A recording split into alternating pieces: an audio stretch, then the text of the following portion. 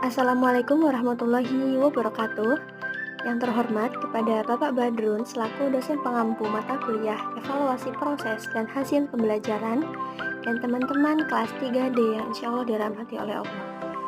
Izinkanlah saya di sini Elga Darfauziah dengan NIM 20224054059193 untuk sedikit menjelaskan tentang validitas dan reliabilitas instrumen.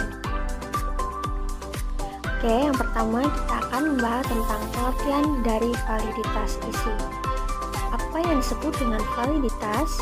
Jadi menurut Azwar 1987 menyatakan bahwa validitas berasal dari kata validity yang mempunyai arti sejauh mana ketepatan dan kecermatan suatu instrumen pengukur tes dalam melakukan fungsi ukurnya.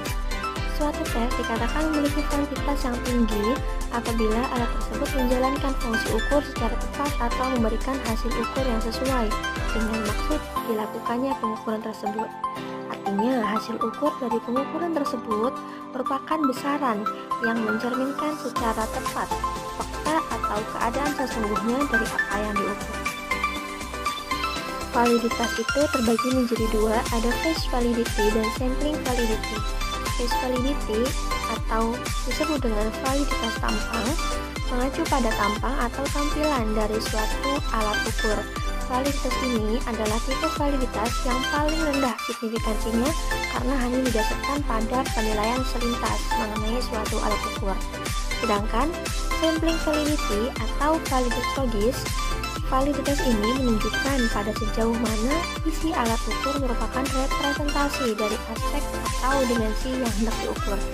Validitas logis mencoba memastikan bahwa sistem sudah baik dan benar serta telah diturunkan melalui indikator perilaku secara tepat. Menurut Gunion 1977, akreditasi ini hanya dapat ditentukan berdasarkan para ahli prosedur yang dapat digunakan antara lain yang pertama, mendefinisikan domain yang hendak diukur, yang kedua, menentukan domain yang akan diukur oleh masing-masing soal, yang ketiga, membandingkan masing-masing soal dengan domain yang sudah ditetapkan. Setelah membahas tentang validitas, kita akan membahas tentang reliabilitas. Pengertian reliabilitas instrumen. Reliabilitas itu berasal dari kata reliability, berarti sejauh mana hasil suatu pengukuran dapat dipercaya. Suatu hasil pengukuran dapat dipercaya apabila dalam beberapa kali pelaksanaan pengukuran terdapat kelompok subjek yang sama, memperoleh hasil pengukuran yang relatif sama selama aspek yang diukur dalam dari subjek memang belum berubah. Menurut Arifin 1991 menyatakan bahwa suatu tes dikatakan reliable jika selalu memberikan hasil yang sama apabila diteskan pada kelompok yang sama pada waktu atau kesempatan yang berbeda. Dalam melakukan uji reliabilitas itu ada tiga instrumen. Yang pertama ada test retest, kedua ada equivalent, yang ketiga ada internal konsistensi. Tes retest itu dilakukan dengan cara mencobakan satu jenis instrumen ke beberapa subjek atau responden yang sama. Sedangkan equivalent adalah uji yang dilakukan dengan cara mencontohkan instrumen yang berbeda tapi equivalent, sepadan atau sebanding. Sedangkan internal konsistensi dilakukan dengan cara mencobakan instrumen sekali saja pada subjek penelitian. Selanjutnya ada korelasi produk momen pada contoh uji validitas. Di sini ada 10 sampel dan ada data nilai-nilai dari nilai IPA dan matematika. Nilai IPA itu disebut subjek X dan nilai matematika itu subjek Y-nya. Untuk subjek X atau IPA itu dikuadratkan, kita membuat kolom baru, 6,5 dikuadratkan menjadi 42,25, 7 dikuadratkan menjadi 49, 7,5 dikuadratkan menjadi 56,25 dan seterusnya. Kemudian kita lihat ke kolom yang matematika atau kolom Y, 6,3 jika dikuadratkan itu hasilnya 36,69, 6,8 dikuadratkan menjadi 46,24, dan seterusnya. Nah, pada kolom yang terakhir atau kolom XY itu adalah kolom perkalian antara IPA dengan matematika. Jadi 6,5 dikali 6,3 itu hasilnya 40,95. 7 dikali 6,8 sama dengan 47,6. 7,5 dikali 7,2 sama dengan 54,0 dan seterusnya hingga bawah. Dan kemudian dijumlahkan. Sigma X atau sigma dari IPA itu 65,0, sigma dari matematika atau sigma Y itu 63,8, sigma X kuadrat 426,0, sigma Y kuadrat 410,52, dan terakhir sigma XY itu 417,3. Selanjutnya dimasukkan ke rumus Pearson dengan angka pasar, dimana rumusnya itu adalah N sigma XY min sigma X kali sigma Y per akar N sigma X kuadrat min sigma X kuadrat dikali N sigma Y kuadrat min sigma X sigma Y dikuadratkan. N tadi jumlah data kita ada 10, kemudian dikalikan dengan sigma XY yaitu 417,3 dikurang sigma X yaitu 65 dan dikali sigma Y 63,8. Kemudian per akar tadi N ada 10, sigma X kuadrat itu 426 dikurang sigma X atau 65 dikuadratkan.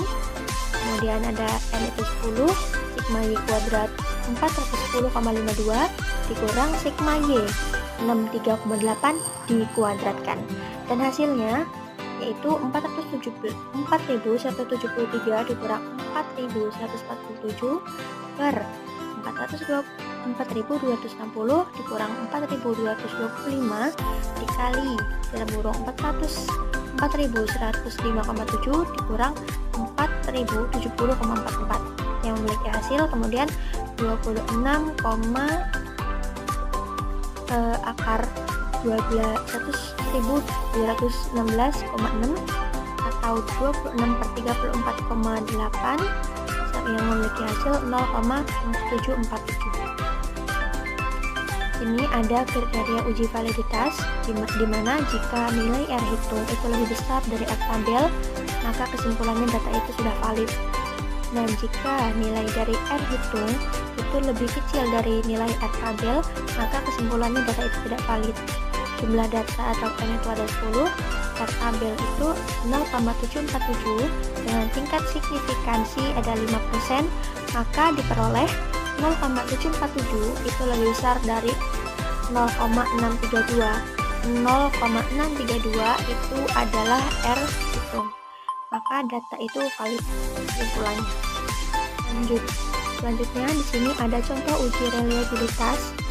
Rumus dari uji reliabilitas itu dengan rumus Fermat-Brown dengan RI sama dengan 2 RB per 1 plus RB dikali RB. Kemudian rumus RB sama dengan N seperti tadi, sigma XY min sigma X kali sigma Y per akar N sigma X kuadrat min sigma X dikuadratkan N sigma Y kuadrat min sigma Y dikuadratkan. Keterangannya, R itu reliabilitas instrumen, RB itu indeks korelasi antara dua belahan instrumen, dan itu jumlah peserta tes. Kemudian kita substitusikan ke rumus. Tadi RI itu sama dengan 2RB plus 1 plus RB. 2 dikali RB, RB itu 0,747 per 1 plus RB atau 0,747, maka memiliki hasil 0,855. Kriteria ujinya, jika nilai yang diperoleh lebih besar dari 0,70, maka kesimpulan data dinyatakan reliabel. Dan jika nilai yang diperoleh itu lebih kecil dari 0,70, maka kesimpulannya data itu dinyatakan tidak reliabel.